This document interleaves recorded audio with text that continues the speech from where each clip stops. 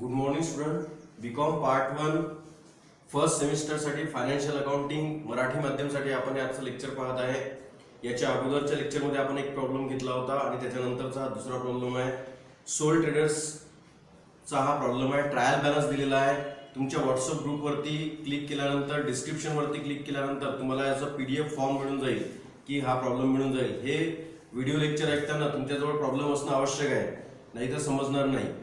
तर trial balance आपल्याला दिलेला आहे आणि म्हटलेलं आहे prepare final account in the books of mister Venugopal. म्हणून आपण इथे सोल्युशन लिहिलेलं आहे. मी सोल्युशन पूर्ण तुम्हाला समजावून सांगणार आहे. पहिले व्हाईट बोर्डवरती काय काय लिहिलेलं आहे हे तुम्हाला सांगून देतो.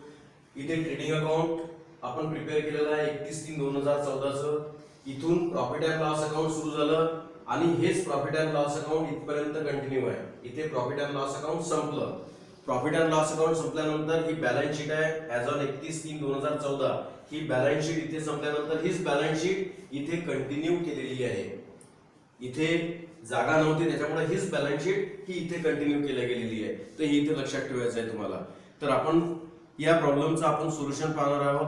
जवळपास 5 ऍडजस्टमेंट आहे म्हणून आपण पहिले आखून घेतलं स्केलनी. ट्रेडिंग अकाउंट आखून घेतलं आपण जवळपास अर्ध्या पेजचं. प्रॉफिट अँड लॉस अकाउंट पूर्ण 1 पेज लागेल. त्याच्यामुळे 1 पेजचं तुम्ही ट्रेडिंग अकाउंट टाकायचं आहे. त्याच्यानंतर 1 पेजचं प्रॉफिट अँड लॉस अकाउंट टाकायचं आहे. टाकायचं म्हणजे पर्टिक्युलर रुपीज जसं हे आपल्याला आहे पर्टिक्युलर रुपीज. 1 पेजचं ट्रेडिंग अकाउंट, 1 पेजचं प्रॉफिट अँड लॉस अकाउंट आणि 1 पेजची बॅलन्स शीट. बॅलन्स शीट मध्ये लायबिलिटीज रुपीज, असेट रुपीज हे आपण पहिले स्केलनी व्यवस्थित ड्रॉ करून घेतलं. तिन्ही अकाउंट आपले ड्रॉ करून झालेले आहे. त्याच्यानंतर आपण प्रॉब्लेमला सुरुवात करूया ऍडजस्टमेंट पासून. तर याच्यामध्ये पहिली ऍडजस्टमेंट आहे closing stock rupees. Closing stock as on 31 March 2014 was rupees 50,000. तिथे एक करेक्शन आहे. जे PDF तुम्हाला मिळालेलं आहे त्याच्यामध्ये चुकीने क्लोजिंग स्टॉक हा 40,000 पकडले आहे. तिथे करेक्शन करायचं आहे, त्याला 50,000 करायचं आहे. Closing stock was rupees 50,000. त्याच्यात 2 एंट्री. पहिली एंट्री ट्रेडिंग अकाउंटच्या क्रेडिट साइडला. ट्रेडिंग अकाउंटच्या क्रेडिट साइडला लिहिताना बाय लिहायचं आहे. By closing stock 50,000. याची दुसरी एंट्री ही बॅलन्स शीटच्या असेट साइडला. ही बॅलन्स शीट आहे. हीच बॅलन्स शीट इथे कंटिन्यू झालेली आहे. तर बॅलन्स शीटच्या असेट साइडला क्लोजिंग स्टॉक 50,000. तुमच्या जी PDF कॉपी आहे त्याच्यामध्ये हे चुकीने 40,000 आलेला आहे, त्याला 50,000 हे करेक्शन करायचं आहे. म्हणजे क्लोजिंग स्टॉकच्या 2 एंट्री झाल्या. पहिली एंट्री ट्रेडिंग अकाउंटच्या क्रेडिट साइडला, दुसरी एंट्री ही बॅलन्स शीटच्या असेट साइडला. त्याच्यानंतर दुसरी adjustment wedges outstanding on 31 March 2014 1600. Wedges direct expenses आहे म्हणून ट्रेडिंग अकाउंटच्या डेबिट साइडला. आउटस्टँडिंग देणे बाकी आहे 1600. सर्वात पहिले आपण ट्रायल बॅलन्स मध्ये पाहायचं की वेजेस आहे का. आहे तर किती आहेत. तर ट्रायल बॅलन्स मध्ये वेजेस आहे 18,000 म्हणून पहिले आपण ट्रायल बॅलन्स मधले लिहू. तर कुठे लिहू आपण ट्रेडिंग अकाउंटच्या डेबिट साइडला. पहिली 2 लाईन सोडून, पहिल्या 2 लाईन सोडून दिल्या. त्याच्यानंतर आपण लिहिले वेजेस ट्रायल बॅलन्स मध्ये किती दिलेले आहेत 18,000. ऍडजस्टमेंट म्हटले आउटस्टँडिंग वेजेस म्हणजे देणे बाकी प्लस आउटस्टँडिंग वेजेस किती आहे 1,600. दोघांची टोटल आउटर कॉलमला 19,600. आता या आउटस्टँडिंग वेजेस म्हणजे जे वेजेस देणे बाकी आहे ते आपली लायबिलिटी आहे म्हणून दुसरी एंट्री याची बॅलन्स शीटच्या लायबिलिटी साइडला. आउटस्टँडिंग वेजेस 1600 म्हणजे ऍडजस्टमेंट मध्ये होतं आउटस्टँडिंग वेजेस 1600 1,600. याची 2 एंट्री केली आपण. पहिले वेजेस लिहिले जे ट्रायल बॅलन्स मध्ये दिलेले आहे ते 18,000 प्लस आउटस्टँडिंग 1600. दोघांची टोटल बाहेर 19,600.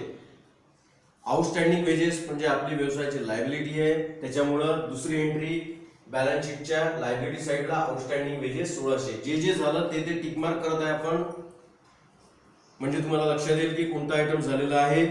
त्याच्यानंतर तिसरी ऍडजस्टमेंट आहे ऍडव्हर्टाइजमेंट प्रीपेड रुपीज 650. प्रीपेड म्हणजे पुढचेही दिलेले आहे. ऍडव्हर्टायझिंगचा जो खर्च आहे तो पुढचा सुद्धा दिलेला आहे. पहिले ऍडव्हर्टाइजमेंट एक्सपेन्सेस आपल्या ट्रायल बॅलन्स मध्ये पाहू. ऍडव्हर्टाइजमेंट एक्सपेन्सेस कुठे लिहितो आपण प्रॉफिट अँड लॉस अकाउंटच्या डेबिट साइडला. त्याच्यामुळे आपण प्रॉब्लेम मध्ये पहिले ऍडव्हर्टाइजमेंट एक्सपेन्सेस पाहू. ट्रायल बॅलन्स मध्ये किती दिलेले आहे? ट्रायल बॅलन्स मध्ये ऍडव्हर्टाइजमेंट दिलेला आहे 3500. म्हणून प्रॉफिट अँड लॉस अकाउंटच्या डेबिट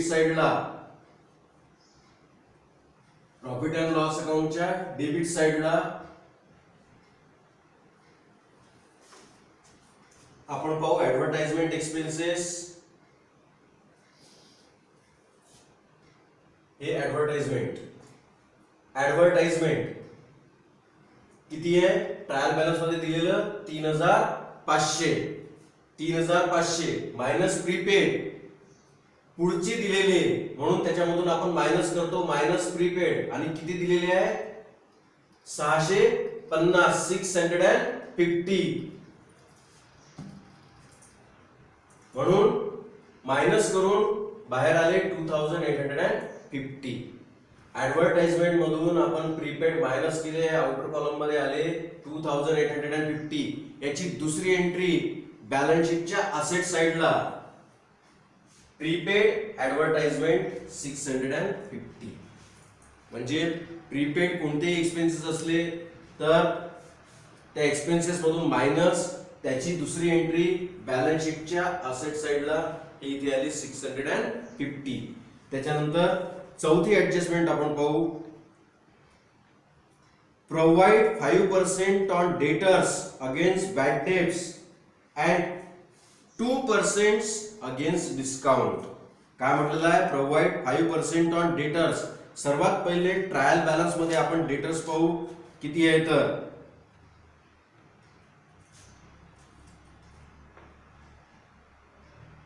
ट्रायल बॅलन्स मध्ये सन्ड्री डेटर्स आहे 45,000. डेटर्स म्हणजे आपली काय आहे? असेट. म्हणून असेट साइडला पाहायचं आहे. बॅलन्स शीट मध्ये असेट साइडला लिहायचं आहे तुम्हाला डेटर्स किती आहे ट्रायल बॅलन्स मध्ये? 45,000. याच्यावर काय म्हणते? 5% प्रोव्हिजन करायची आहे. म्हणून याच्यावर 5% प्रोव्हिजन केली आपण. 45,000 वरती 5% म्हणजे ते येतात 2250. 45,000 मायनस 2250. तर खाली उरले 42,750. त्याच्या समोर दिलेलं आहे अँड 2% अगेन डिस्काउंट. त्याच्यावरतीच 2% डिस्काउंट. म्हणून पुन्हा त्याच्यामधून मायनस डिस्काउंट 2%. आता 42,750 याच्यावरती 2% म्हणजे तो येतो 855. डिस्काउंट मायनस केला, आउटर कॉलम मध्ये आले 41,895. पुन्हा सांगतो मी ऍडजस्टमेंट मध्ये काय म्हटलेलं आहे? Provide 5% on debtors against bad debts. याच्यावर बॅड डेटची प्रोव्हिजन करायची आहे. किती? 5% ची. आणि डिस्काउंटची प्रोव्हिजन समोर म्हटलेलं आहे अँड 2% अगेन डिस्काउंट. आणि डिस्काउंटची किती करायची आहे? 2%. म्हणून आपण डेटर्स लिहिले बॅलन्स शीटच्या असेट साइडला 45,000 मायनस बॅड डेटची प्रोव्हिजन केली 5%. 45,000 वरती 5% म्हणजे 2250. खाली उरले 42,750. याच्यावरती किती म्हणते? 2% डिस्काउंट म्हणजे याच्यावर 2% डिस्काउंट, त्याला 855. आता याची दुसरी एंट्री जाईल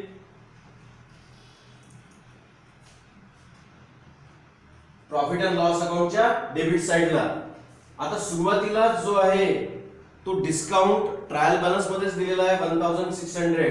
ट्रायल बॅलन्स मध्ये किती दिलेला आहे? डिस्काउंट 1600 प्लस जो आपण ऍडजस्टमेंट मधून काढला प्रोव्हिजन तो किती आहे? 855. म्हणजे आउटर कॉलम मध्ये किती गेला?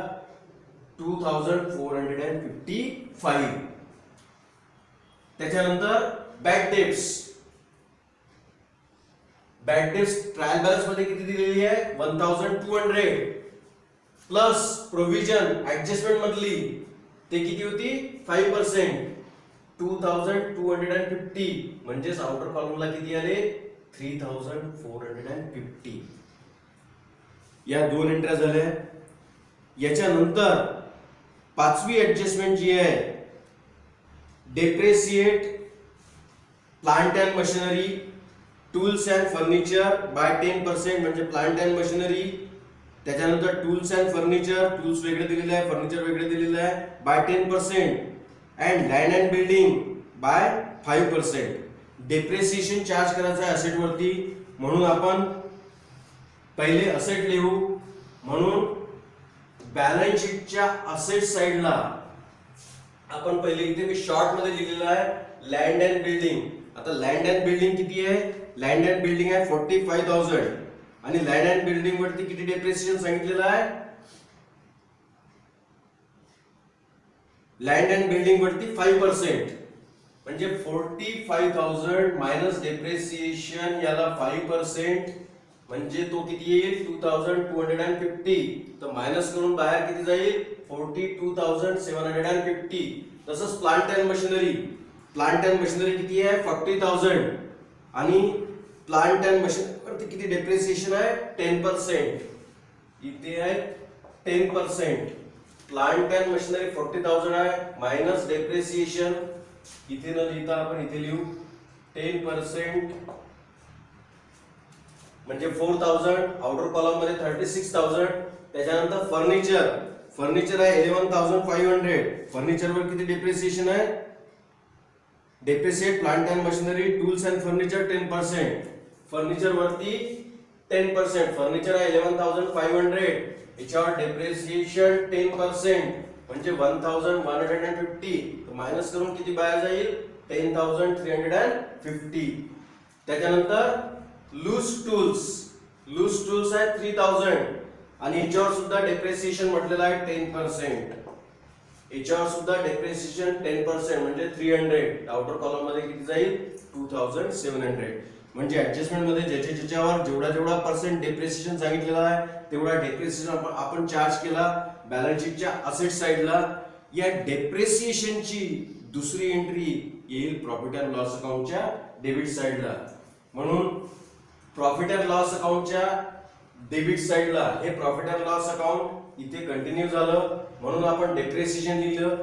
3-4 असेट वरती डेप्रिसिएशन आहे म्हणून आपण इथे हेडिंग लिहिलं depreciation. Plant and machinery. Plant and machinery वर किती होता तिथून पाहायचा? 4,000. टूल्स वर किती होता? 300.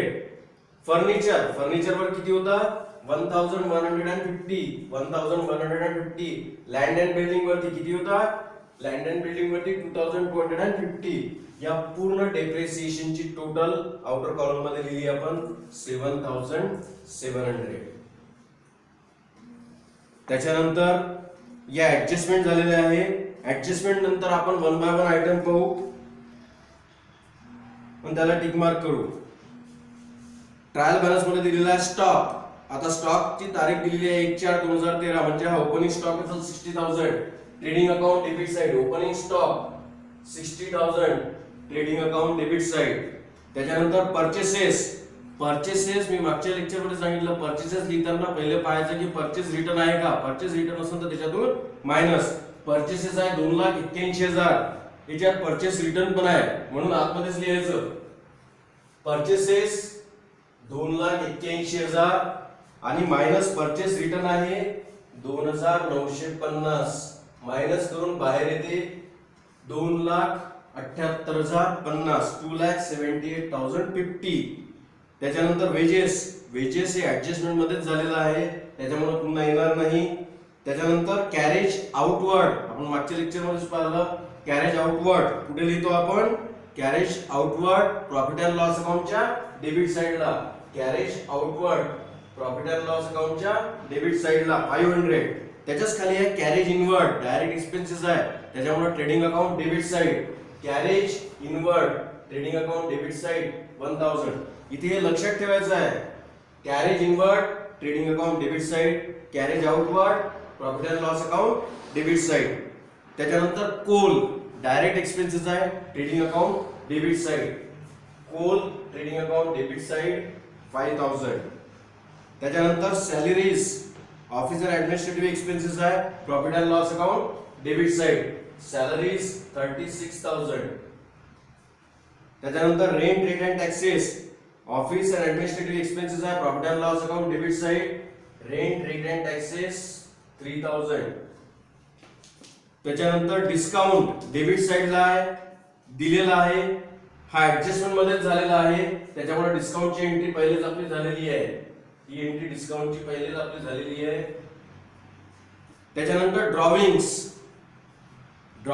थोडं सोडून द्या, ड्रॉविंग्सला आपण सर्वात शेवटी लिहू, आयटमला टिक मार्क नका करू सध्या. त्याच्यानंतर गुडविल काय आहे, आपली असेट आहे, बिझनेसची असेट आहे, त्याच्यामुळं बॅलन्स शीटच्या असेट साइडला गुडविल 60,000, लँड. त्याच्यानंतर लँड अँड बिल्डिंग आहे, ऍडजस्टमेंट मध्ये झालेला आहे. प्लांट अँड मशिनरी आहे, ऍडजस्टमेंट मध्ये झालेला आहे. लूज टूल्स आहे, ऍडजस्टमेंट मध्ये झालेला आहे. त्याच्यानंतर बिल्स रिसिवेबल असेट आहे, त्याच्यामुळं असेट साइडला पाहाल तुम्ही बिल्स ही बॅलन्स शीट मध्ये बिल्स रिसिवेबल 5,600. त्याच्यानंतर रिपेअर्स ऑफिस एक्सपेन्सेस आहे, प्रॉफिट अँड लॉस अकाउंटच्या डेबिट साइडला रिपेअर्स 1,800.